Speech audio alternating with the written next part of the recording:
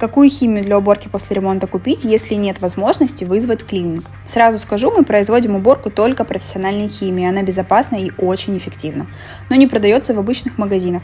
Попробуем подобрать аналоги в самом популярном строительном магазине Leroy Merlin. Пойдемте покажу. Там точно должно быть то, что нам нужно. Итак, если у вас остались следы затирки на плитке, то возьмите вот это средство. Если у вас есть следы застарелого клея или эпоксидной затирки, это просто бомба. Окраску на оконных рамах хорошо уберет старый добрый растворитель. Подписывайся, и в следующих видео потестируем купленную химию, проверим, какая лучше, профессиональная или бытовая.